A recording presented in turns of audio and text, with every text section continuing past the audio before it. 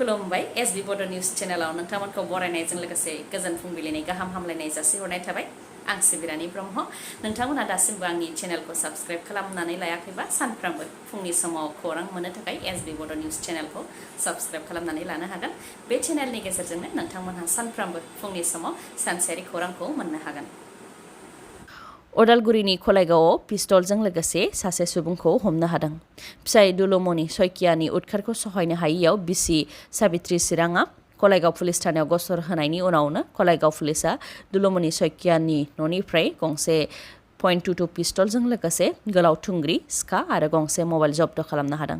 फोरमायथिनाय बायदिब्ला 31 बोसोर बैसोनि दुलुमनि सयकियाया बिसि साबित्री चिरांखौ जुलिनि उननिफ्रायनो गोबां हाराहास्ति खालामबोदोंमोन।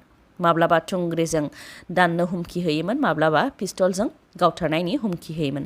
बेबायदिनो गोबां हाराहास्ति खालामबोदोंमोन दुलुमनि सयकियाया, जायनि थाखाय सहायनो हायैयाव दुलुमनि सयकियानि बिसियानो खलायगाव पुलिस थानायाव गसर होफैदोंमोन आरो बे गसरनि सायाव बिथा खालामनानैनो खलायगाव पुलिसा दुलुमनि सयकियानि न'आव सिग्रोमहैदों, जेराव बाख्रिनिफ्राय माइनि सिंनिफ्राय पिस्तलखौ बोखांनो हादों। बेनि अनगायैबो गोलाव थुंग्रि, सिखा आरो गंसे मबाइल जब्द खालामनो हादों। बे दायाव दुलुमनि सयकियानि हेंथायै आर्म्स एक्टनि सिङाव केस रेजिस्टार खालामनाय जाबाय होननानै फोरमायथिदों आरो मा जाहोननि थाखाय दुलुमनि सयकियाया गावजों हाथियार लाखिदों, लोगोसे बबेनिफ्राय बेफोर हाथियारखौ मोननाय, बेफोरनि सायाव सोंनाय फिननाय लानो थाखाय गिबियाव कर्टआव दिन्थिखांनायनि उनाव गावसोरनि आवथायाव लाफिनगोन होननानै खलायगाव पुलिसा फोरमायथिदों। दुर्गा फुजानि समावनो दुखुनि खौरां। गुबुन रायजोआव खामानि मावनो थाहैनाय रबिराम बसुमतारिया बिमाखौ गोसोखांनानै बिमाखौ लोगो हमनो थाखाय फैनायावनो लामा ससेयावनो अबथिरायै जिउ खोमानो गोनां जादों। रबिराम बसुमतारिया सिलाफोथार पुलिस थानानि सिङाव थानाय दिमौनि दिपा ननारि मुंनि गंसे गामिनि रुंसारि तपन बसुमतारिनि नायल' जाल' सासेल' फिसाज्लामोन। दुखुथिया नखराव जोनोम मोननाय रबिराम बसुमतारिया बिफा तपन बसुमतारि रुंसारि जाखांनायनि उनाव नखर बेंनायनि बिबानखौ गावनो रुजुनदोंमोन, जायनि थाखाय थाखो 10 आव फरायनाय बिनानावखौ मोजां सोलोंथाइ होनो थाखाय थांनाय 11 दाननिफ्रायनो बेंगालराव खामानि मावहैदोंमोन होननानै फोरमायथिदों। फोरमायथिबावनाय बायदिब्ला रबिराम बसुमतारिया जोबोद नोरोम आखुनि सेंग्रामोन। बिमाखौ गोसोखांनानै बिमाखौ लोगो हमनो थाखायनो न' फारसे ट्रेनजों फैदोंमोन रबिराम बसुमतारिया। बेयावनो ट्रेननिफ्राय गोग्लैनानै अबथिरायै जिउ खोमानो गोनां जादों।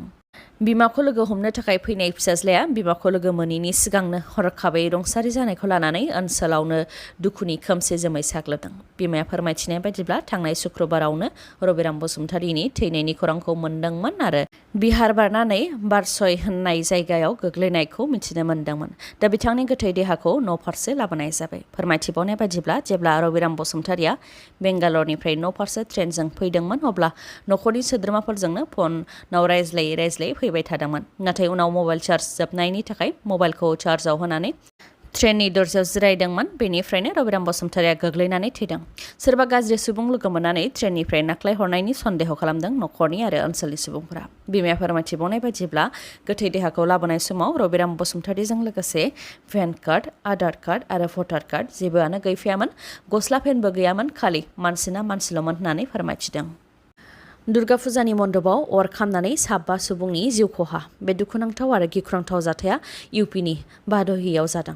बादहियाव थानाय दुर्गा फुजानि मन्दपाव मोनानि 9 रिंगासो समाव दुर्गा फुजानि पेन्डेलाव अरा नांदों। रिपर्टनि बादिब्ला फुजा नायनो थाखाय बे पेन्डेलनि सिङाव गासै 150सो सुबुंफोरा थुबुर जादोंमोन। बेयावनो पेन्डेलाव हरखाबै अर खामनायजों 5नि जिउ खहा जादों।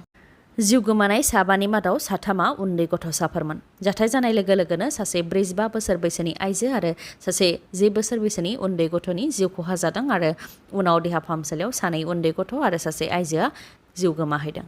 बे गासै जाथायाव 66 सुबुंफोरा जोखोम जादों। जोखोम जानाय सुबुंफोरखौबो फाहामथायनि थाखाय देहा फाहामसालियाव थिसननाय जादों। दुर्गा फुजानि मन्दपाव गोबां हेल'जेन लाइट फोजोंनायनि थाखायनो गुदुं जानानै गुबुन गुबुन इलेक्ट्रिक ताराव अरा नांदों आरो गुबुन गुबुन इलेक्ट्रिक ताराव अर नांनायनि थाखायनो पेन्डेलाव गोबां अर नांदों आरो सोरगिदिं अरा नांदों, जायनि थाखाय अरा दसेनो पेन्डेलखौ साग्लोबजोबनो हादों होननानै बादहिनि डिएम खौरां राति बिथाङा फोरमायथिदों। दुर्गा फुजानि पेन्डेलाव अर खामनानै गिख्रंथाव अर खामनाय जाथायखौ लानानै पुलिस थानायावबो गसर होनाय जाबाय।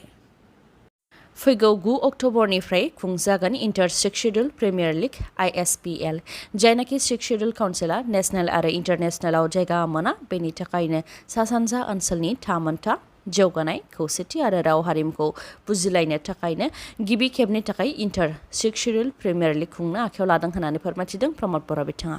डिमाकुसियाव स्टेडियाम नायगिदिंनानै प्रमद बर' बिथाङा फोरमायथिदों दि जोंनि ओनसोलाव नेशनेल आरो इन्टारनेशनेल लेभेलाव फुटबल गेलेहैनो हानाय गोबां मोजां गेलेगिरिफोर दङ, नाथाय बिथांमोनहा खाबु मोननो हायाखै। बेनिखायनो जोंनि ओनसोलखौ मुंदांखा खालामनो थाखाय आरो जोंनि ओनसोलनि रोंगौथि थानाय लाइमोन फुटबल गेलेगिरिफोरखौ खाबु होनो थाखायनो फुटबलखौ बड'लेण्डनि अफिसियेल टुर्नामेन्ट लानो सानदों होननानैबो फोरमायथिदों प्रमद बर' बिथाङा। लोगोसे बे बोसोरनि उनावनो गंबा फुटबल एकाडेमिक गायसननो थाखाय आरो गेलेगिरिफोरखौबो सोलोंथाइ लानो थाखाय आर्जेन्टिना, ब्राजिल आरो गुबुन गुबुन हादोरफोराव दैथायहरनायनि थांखि लादों होननानैबो फोरमायथिदों। जायनाखि नेशनेल आरो इन्टारनेशनेल लेभेलाव गेलेनायाव गोबां गेलेगिरिफ्रानो सोरखारनिफ्राय जेबो मोननो हायाखै, बिनि सायाव प्रमद बर' बिथाङा बुंथिदों दि बिथांमोननि थाखाय बिटिआर सोरखारा पलिसि लागोन, नाथाय बिटिआर सोरखारनियाव लिमिटेड साख्रि दङ। 3rd आरो 4th ग्रेडनि साख्रिखौल' होनो हायो, बेनिख्रुइ साबसिन साख्रिखौ होनो हाया। अब्लाबो बिटिआर सोरखारनिफ्राय रिजार्भेसन खथा बानायनानै साख्रि होनायनि राहा लागोन होननानै फोरमायथिदों प्रमद बर'आ। मख'नो गोनांदि ISPL गेलेनाया फैगौ 9 अक्ट'बरनिफ्राय 23 अक्ट'बरनि गेजेराव खुंजागोन। गिबियाव बेखेवनायखौ डिमाकुसि स्टेडियामाव खुंगोन, जेराव गोबां हारिमुवारि दिन्थिफुंनायजों लोगोसे सा 500 बर' सिख्लाफोरनि मोसानाय थागोन। लोगोसे गुबुन आर्टिस्ट आरो मेथाइ रोजाबगिरिफोराबो बाहागो लागोन। बेनि अनगायैबो बिटिआरनि इलेक्टेड मेम्बार्स 11 आरो डिमा हासाव इलेक्टेड मेम्बार्स 11नि गेजेरावबो फुटबल गेलेनाय जागोन। बेखेवनाय हाबाफारियाव आलासि महरै मोनजि 6 शेड्युल काउन्सिलनि CEM आरो डिपुटि चिफखौ लेंहरनाय जादों। इउनियन स्पर्ट्स मिनिस्टारखौबो लेंहरनाय जादों। बिस्वजित दैमारि, उरखावगोरा ब्रह्म बिथांमोनखौबो लेंहरनाय जादों। लोगोसे आसाम फुटबल एस'सिएशननि चेयारमेन नब कुमार दले बिथांमोनखौबो लेंहरनाय जादों होननानै फोरमायथिदों। आइ दुर्गानि सेराव थानाय मुसुखाखौ माहारिनि बिफा महात्मा गान्धी बायदि नुनाय मुसुखा बानायदों, जायखौ लानानै गोबां सावरायलायनायाव गोग्लैदों। बे जाथाया कलकातायाव जादों। बे दायाव कलकाता पुलिसा अल इन्डिया हिन्दु महासभा दुर्गा फुजा पेन्डेलनि हेंथायै गसर होबाय। अल इन्डिया हिन्दु महासभा दुर्गा फुजा पेन्डेल कमिटिया आइ दुर्गानि सेराव थाग्रा असुरखौ माहारिनि बिफा महात्मा गान्धी बायदि नुनाय साजायदों, जेरै खर'आव खानाय गैया, दारि गैया, मेगनाव ससमा गाननाय, लावथि लानाय आरो गुफुर धुति गाननाय मोनसे मुसुखा बानायदों, जायखौ महात्मा गान्धी बुंब्लाबो गोरोन्थि जानाय नङा। अल इन्डिया हिन्दु महासभा दुर्गा फुजा पेन्डेल कमिटिया असुरनि जायगायाव महात्मा गान्धी बायदि नुनाय मुसुखा बानायनायखौ कलकाता पुलिसा खौरां मोननानै महात्मा गान्धी बायदि नुनाय मुसुखाखौ गुबुन रोखोमै साजायहोफिनदों, जेरै खर'आव खानाय होफिनहोदों, दारि फोनहोफिनदों, ससमा, लावथि बायदिफोरखौ बोखारफिनहोदों आरो गुबै असुरनि महर खालामफिनहोदों। रन्जन दैमारिजों लोगोसे जोबथेसालियाव जोबथेजानाय गासैबो NDBनि सोद्रोमाफोरखौ थाबैनो उदां खालामनांगौनि दाबि खालामदों बड'लेण्ड मुंख्लं नखर फोलेरनि आफादगिरि रिंखां बसुमतारिया। जोंनि दैदेनगिरिफोरा जाहाथे राजखान्थि दावहाखौ दोनथ'नानै बर'नि अलखदनि समाव जोबथेसालियाव जोबथेजानाय NDBनि सोद्रोमाफोरखौ उदां खालामनो थाखाय खामानि मावो, बेनि थाखाय खावलायहरो बिथाङा। गुबैयै गोविन्द बसुमतारिनिसिम खावलायहरो दि 34 बोसोर गोलाव सोमावसारनायनि गेजेरजोंनो बिटिआर गोरोबथा जानानै थांबाय आरो गोविन्द बसुमतारिया बेनि गेजेरजोंनो डिपुटि चिफ जानो खाबु मोनदों। बे 34 बोसोर सोमावसारनायाव सोरखारा खोनासङैयाव मोन्थाइखौ हेंथा होनायाव सम सम खुद्रिसारनोबो गोनां जादों आरो सोरखारखौ खोनासंहोनो थाखाय बन्द'बो होनो गोनां जादों। नाथाय दा बे समाव बन्द' फोसावनायखौ लानानै गोविन्द बसुमतारिया गोजोनग्लाय होनायनि खोथा बुङालासे जोंनाय अराव हाथर खुबैनानै खोमोरनो नाजानायनि थाखाय अरा बेदेरसिन होनायनि खोथा बुंनाय बायदिखौसो नुनो मोन्दों होननानै बुंथि बिथाङा। बिनि अनगायैबो बिथाङा फोरमायथिबावदों दि CBI नायबिजिरनायनि उनाव लवार कर्टआ जि एभिडेन्स होदों बेनि सायाव बिथा खालामनानैनो रन्जन दैमारि बिथांजों लोगोसे माखासे सोद्रोमाफोरखौ हाइकर्टआ जिउ जोबजासे साजा फोसावदोंमोन। थिग बेबायदिनो सुप्रिम कर्टआव थांब्लाबो बे एभिडेन्सनि सायाव बिथा खालामनानैनो बे एखे रायखौनो होनो गोनां जागोन। सासे सानैया रेहाय मोननो हागौ, नाथाय गासैबो रेहाय मोनजोबनाय नङा होननानै बुंथि बिथाङा। बेनिखायनो बिटिआर एकर्डनि सायाव बिथा खालामनानै जाहाथे सोरखारा कर्टनो बिथोन हरो, बिनि थाखायनो सोरखारजों सावरायनो थाखायबो खावलायहरो बिथाङा। मानोना सोरखारा गोसो जायोब्ला बिथांमोनखौ उदां खालामनो हायो होननानै बुंथि बिथाङा। दुर्गा फुजा जाफुबाय थानाय समावनो आसामनि गुबुन गुबुन जायगायाव लामानि जाब्रबथाय जानायजों 3 सुबुंनि जिउ खहा जादों। बाइकजों फैबाय थानाय 2 सुबुङा गंसे मोनजि साखा थानाय मालगारिजों सौग्रावलायदों, जायजों 2 सुबुंनि जिउ खहा जादों। बे जाथाया नगावनि सामागुरियाव थानाय डाउनटाउन फेमिलि रिजर्टनि साखाथियाव जादों। बे जाथायजों जिउ गोमानाय सुबुंफोरनि मुङा पापु गगৈ आरो बिपुल गगৈ होननानै मिथिनो मोननाय जादों आरो सानैबो आसामनि चराइदेव जिल्लानि बरहाटनि होननानै मिथिनो मोननाय जादों। बाइकखौ सौख्रांग्रा माल रोगाग्रा ट्राकआ गुवाहाटीनिफ्राय शिबसागर फारसे थांनो नागिरदोंमोन नाथाय जाथाय जानायनि उनाव ट्राकनि ड्राइभारा जाथायथिलिनिफ्राय खारखोमालांदों होननानैबो मिथिहोदों।